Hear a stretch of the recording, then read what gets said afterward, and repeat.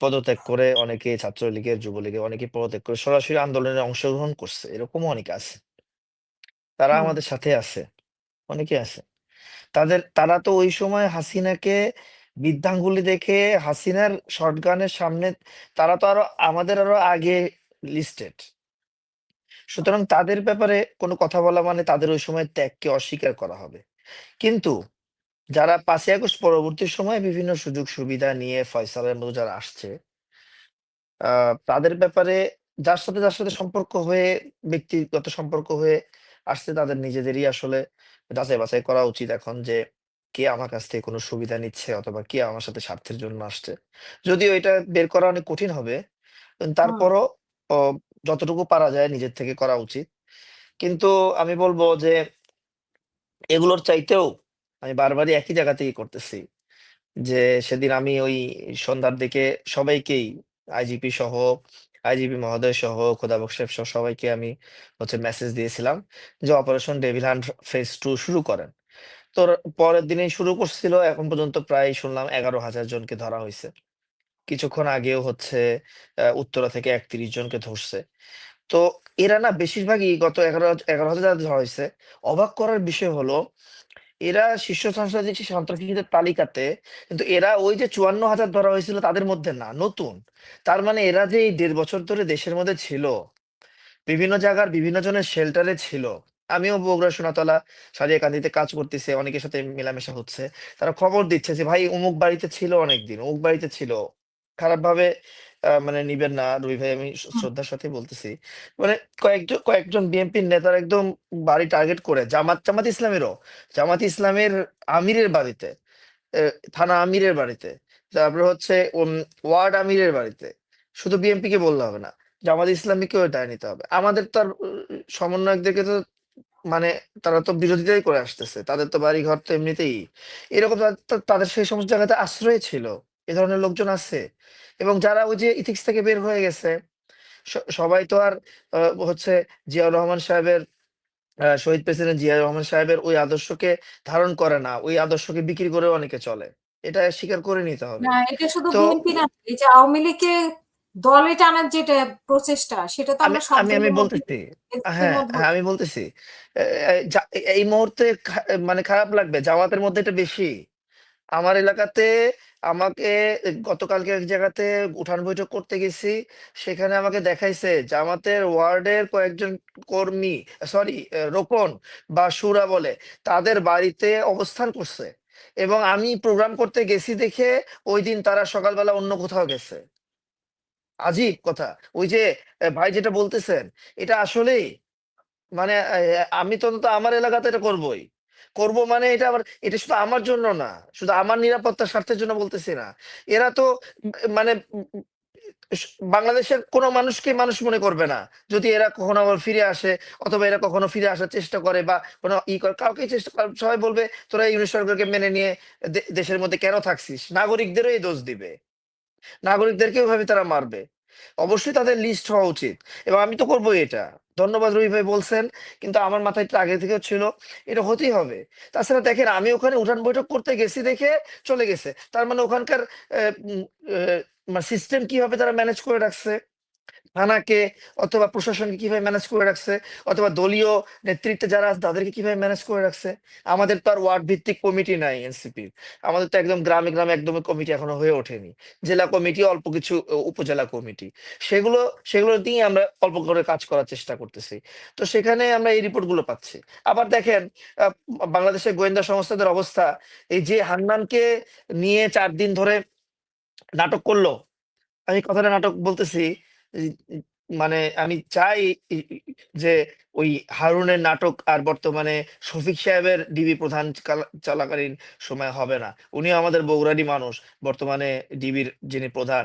আমি ওনাকে সম্বোধন করে বলতেছি, দেখেন আপনার সময় আর ইয়ার মতো না হোক, কি বলে, হারুনের ভাতের হোটেলের মতো না হোক।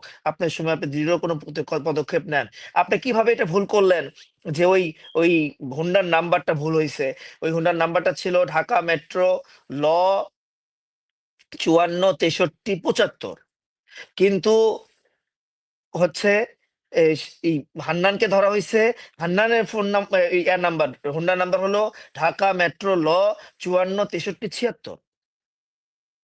3টা দিন, 3টা দিন এরকম একটা মানে ভুল ব্যক্তির পিছনে সময় নষ্ট করলেন। হ্যাঁ, ভুল ব্যক্তির সাথেও ফয়সালের কোনো না কোনো সম্পর্ক ছিল, কোনো না কোনো ভাবে মানে একটা মিলে গেছে। স্বাভাবিক, এটা মিলতে পারে, অনেক কথাই অনেক সময় হতে পারে, মিলতে পারে। কিন্তু এই যে একটা সময় নষ্ট হলো এবং এটাকে সার্থকতা মনে করে বারবার করা হলো, এরকম কেন? আমাদের দুর্বলতা, মানে গোয়েন্দা সংস্থাগুলোতে এত দুর্বলতা যে কল্পনার বাইরে। যেমন হচ্ছে, আমি আপনাকে একটু বলি, দেখেন যে এই যে আপনি বললেন যে আপনারা কিভাবে বাঁচবেন, আপনারা কিভাবে শনাক্ত করবেন। আচ্ছা বলেন তো, যে নাগরিকদের পয়সাতে, এটা আমাদের সেনাবাহিনী পুলিশ বাহিনী হয়তো খারাপ ভাবে নিতে পারে, কিন্তু আমি ওটা আপনাদেরকে খারাপ বলার জন্য বলছি না। পুলিশ, আর্মি, বিডিআর বা র্যাব, আপনারা তো, আপনারা নিজেরাও আপনাদের বেতনের ট্যাক্স দেন, ঠিক আছে, কিন্তু আপনাদের মূল বেতনের সবচেয়ে বেশি অংশ তো সাধারণ জনগণের ট্যাক্স থেকে আসে। আপনাদের দায়িত্বের মধ্যে তো এটা পড়ে যে ব্রেন ওয়ার্ক করেন, ব্রেন স্টর্মিং করেন, যে দেশটাকে সুন্দর করে কিভাবে চালানো যায়। শুধুমাত্র বেতন পাইলে আপনি খুশি? বেতন পাচ্ছেন আর একজন এসপি সাহেব হয়ে গেছেন, সম্মান পাচ্ছেন, প্রোটোকল পাচ্ছেন, আপনি খুশি হয়ে গেলেন। আপনি ব্রেন স্টর্মিং করেন না। 11টার পরে একজন সচিবকে একজন এসপি কে পাওয়া যায় না, এটা কোনো কথা হলো? একটা জেলায় কালকে এরকম একটা সমস্যা হয়েছে, আমি স্পষ্ট করে বলি, আমি নাম বলছি না জেলার। একটা জেলায় একটা সমস্যা হয়েছে। সমস্যা কি হয়েছে? একটা ছেলের মাত্র ওই এলাকার ছাত্রলীগের যে সভাপতি, তাও জেলা সভাপতি না, থানা সভাপতি না, ওয়ার্ডের একটা সভাপতির সাথে একটা ছেলে একটা ছবি আছে। সেই ছেলেটা 5ই আগস্টের আগে থেকে পুরো আন্দোলনে আমাদের সাথে ছিল। 5ই আগস্টের পর থেকেও সে আন্দোলনে। 5ই আগস্টের পরে ছাত্রলীগের লোকজন বা ইয়ার লোকজন তার ঘরের মধ্যে হামলা করছে। সেই ছেলেটাকে কালকে আবার সেই ছেলেকেই ছাত্রলীগ বলে ধরে নিয়ে আসছে ওসি সাহেব। তাকে চালান করতেছে কোন মামলায়? তাকে চালান করতেছে বিস্ফোরক মামলায়। আজীব কথা। অথচ সব আওয়ামী লীগের সভাপতি বাড়িতে ঘুমাচ্ছে, ওয়ার্ডের সভাপতি বাড়িতে ঘুমাচ্ছে। এসপি সাহেবকে আমি এসপি সাহেবকে 11টা থেকে শুরু করে রাত 3টা পর্যন্ত কল দিছি, আমার ফোনের মধ্যে আছে। এসপি সাহেবের কোনো নেই, ওই জেলার এসপি সাহেবের কোনো খবর নেই। পরে আমি রাত্রে 3টার দিকে আইজিপি মহোদয়কে কল দিছি, খোদাবক সাহেবকে কল দিছি, যে এরকম আপনারা লটারির মাধ্যমে কোন ব্যক্তিকে দিচ্ছেন। পরে ওই এসপির ব্যাপারে শোনেন, ওই এসপির ব্যাপারে আমি আরো 6টা জেলার এসপি কে কল দিছি, দিয়ে বললাম যে ভাই, আমি অমুক বলতেছি, একটু সাহায্য দরকার, অমুক জেলার এসপি কে পাওয়া যাচ্ছে না, ওনার সাথে কথা বলা দরকার। তো উনি বলতেছে যে কি, কোন জেলা? ওই জেলা। ভাই মাপ চাই। কেন? বলে ভাই একটা কাজ করেন, রাত্রিবেলা কোনো একটা ব্যাংক খোলেন, ব্যাংকে ওই এসপি সাহেবকে কিছু টাকা পয়সা পাঠিয়ে দেন, তাহলে আপনার ছেলেকে ছেড়ে দিবে। হ্যাঁ, বলেন কি? হ্যাঁ, এই ব্যাচের সবচেয়ে বড় ঘুষখোর সে হচ্ছে ওই জেলার এসপি। মিনিমাম 10 থেকে 11 জন আছে 64 জনের মধ্যে, যারা এখনো ঘুষ দিয়ে টাকা নিয়ে শেষ লোক করুন। ধরে, লোক ছাড়ে। আমি শেষ করে দিচ্ছি। এখনো যদি আমাদের ব্যবস্থাপনার মধ্যে এরকম হয়, আমাদের হচ্ছে লোক চিন্তা, আমরা যদি প্রশাসনিক লোক চিনতে দায়িত্বপ্রাপ্ত তাদেরকে দায়িত্ব দেওয়া হচ্ছে, তাদেরকে দায়িত্ব দেওয়ার ক্ষেত্রে যদি আমরা ভুল করে বসি, তাহলে আমরা কিভাবে এখান থেকে মুক্তি পাবো? কিভাবে এখান থেকে মুক্তি পাবো? তাহলে কেন বিপ্লবীরা টার্গেট হবে না? আর হচ্ছে, দেখেন, আহ, উম, ইয়া ব্যারিস্টার সাহেব হচ্ছে আশরাফ ভাই একটা কথা বলছিলেন ওই সময়, যে তানভীর ভাইরা ওই কি বলে, আহ, কি নাম ওইটার, পোর্ট নিয়ে কথাবার্তা ওরকম বেশি বলতেছে না। দেখেন আমি বলি, আমি পোর্ট নিয়ে না বলার কারণ স্পষ্ট সেদিনও করেছিলাম, আজকেও বলি। আমি ভাই গেছিলাম, আমি এই জিনিসটা, আমি আমি আশরাফ ভাইকে যদি, আশরাফ ভাই বলেন, আমি যদিও নির্বাচনের কাজ নিয়ে, উনিও ব্যস্ত আমিও ব্যস্ত, কোনো একদিনের জন্য চলেন, আমি গেছিলাম। আমি ওই কাগজ দেখার জন্য এখনো বলতেছি যে কাগজটা প্রকাশ করা হোক, কিন্তু শুধুমাত্র 22 একর জায়গা দিয়ে সৌদি আরবকে যে পোর্টটা দেওয়া হয়েছে, ওই পোর্টের মধ্যে যদি আপনি খালি ঢোকেন, আর আমাদের এত বড় পোর্টের মধ্যে যদি আমাদেরকে ঢোকেন, অল্প একটু পোর্ট হচ্ছে দেওয়া হয়েছে সৌদি আরবে একটা কোম্পানিকে, আপনি বলবেন যে সৌদি আরবের ওই কোম্পানিটাকে পুরোটাই দিয়ে দেওয়া হোক। আমি এটা বলতেছি না যে আমাদেরকে অজ্ঞাত রেখে কোনো চুক্তি হোক, অবশ্যই ওটা দেখাতে হবে। কেন দেখবো না আমরা? কেন দেখবো না? দেখবো আমরা।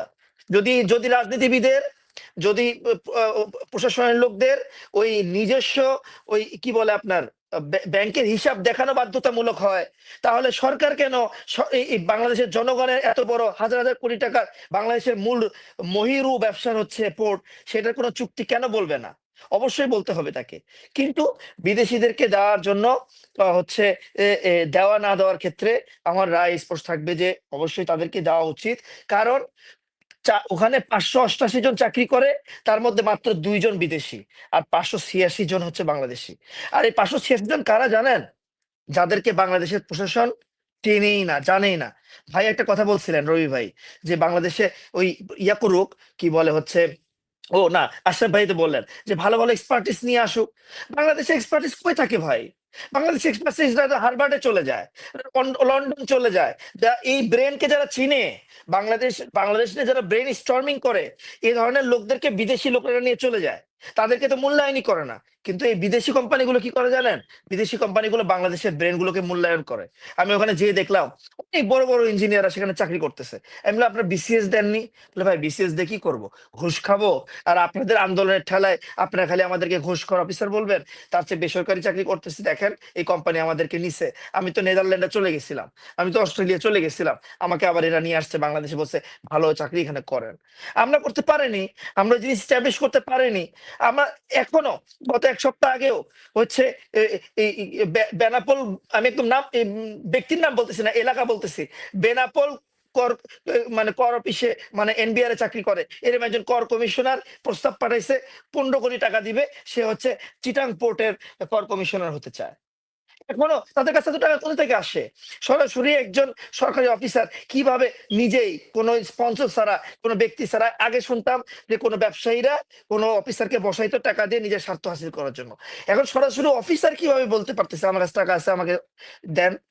তার মানে হচ্ছে, মানে উই আর টোটালি ফেইল্ড। আমি বলতেছি হয়তো আমারই কমি, আমি করতে পারিনি। আমরা সবাই মিলে ঐক্যবদ্ধভাবে করা উচিত ছিল, এবং হচ্ছে সেটা করলে আজকে এই পরিণতি দেখতে হতো না। সেটা করলে আজকে আর এই সমস্যাগুলো সামনে আসতো না। অসংখ্য এজন্য ধন্যবাদ। আশা করব যে সামনের দিনগুলোকে ভালোভাবে, সুন্দরভাবে যাওয়ার জন্য আমাদের ঐক্য, ও মানে ঐক্যবদ্ধভাবে, আহ, মানে দেখেন এখানে কেউই বিপ্লবের বাইরে না, সবাই আমরা বিপ্লবের মধ্যে, সবাই বিপ্লবী। এমনকি আম, খুবই ভালো লাগছে আমাকে আজকে সমাজ কল্যাণ মন্ত্রী একজন উপদেষ্টা কথা বলছে, শামীম মুর্শিদ আপা, যে উনি বলতেছিলেন যে 71-এরও মুক্তিযোদ্ধা, 24-এরও যারা গণ অভ্যুত্থান করছেন, বিপ্লব করছেন, এরাও মুক্তিযোদ্ধা। হ্যাঁ, তাই করা তাই বলতে হবে। 71-এর মুক্তিযোদ্ধা, 24-এর মুক্তিযোদ্ধা, তাহলে একজন একজনকে রেসপেক্ট করবে, একজন একজনকে সম্মান করবে। কিন্তু যারা আজকে খুবই টেকনিক্যালি 71-কে অস্বীকার করতেছে, মানে আমি খুব কনসার্ন এই ব্যাপারে, এবং আমি খুব শিওরলি বলতে পারি যে আগামী 20 বছর 25 বছর পরে তারা শুধুমাত্র এই 24-কেও অস্বীকার করবে, 24-কেও অন্যভাবে মিন করবে, 24-কেও শুধু নিজেদের সম্পদ বানাবে। এবং যারা এই মুহূর্তে বলে এই কথা, আমরা আওয়ামী লীগের সবচেয়ে বেশি নিপতিত, নিষ্পেষিত, জুলুমের শিকার ছিলাম কোন একটা দল, তারা যদি কোনো একবার ক্ষমতায় আসে, আওয়ামী লীগের চাইতে বেশি ফ্যাসিস্ট হবে, বেশি ফ্যাসিস্ট হবে। যত ইসলামের নাম তারা সাথে রাখুক, বেশি ফ্যাসিস্ট হবে। এটা শুনতে খারাপ লাগবে, কিন্তু আমি স্পষ্ট করি, তারা বেশি ফ্যাসিস্ট হবে। কারণ কারণ তারা সবসময় যে কোনো কিছু নিজেদের মধ্যে করে নিতে চায়, নিজেদের মতো করে তানভীর, আয়ত্ত করতে চায়। জি, তানভীর, বলেন, বলেন, আমার একটা ছোট ভাই একটা জিজ্ঞাসা ছিল, প্রশ্ন। বলেন, বলেন ভাই। তোমার কাছে ব্যক্তিগত প্রশ্ন। জি বলেন, কিন্তু আম- সবাই শুনতে পারবে আমাদের, উত্তর, অসুবিধা নেই। হ্যাঁ, আমাদের একজন, আমি একটা ওই ওয়াজ মাহফিলে গেছিলাম, ওখান থেকে আসছি। জি, জি, জি, তা আমাদের একজন হুজুর ওয়াজেন, ভালো বক্তা উনি, খুব নাম করা মানুষ। জি, তো উনি বলতেছে যে আপনাদেরকে আগামীতে যে নির্বাচন হবে, কোরআনকে সংসদে নিয়ে যেতে হবে। তা আমি হুজুরে ওই বক্তব্য শোনার পরে ওই টপিকস এর উপরে আর কি আমি আমার দুইটা কথা বলছি। জি, আমি বললাম যে হুজুর, এই আপনার কোরআনকে ধারণ করে যে সেই তো কোরআন নিয়ে সংসদে যাবে, তাই না? এখন কৃষ্ণপদ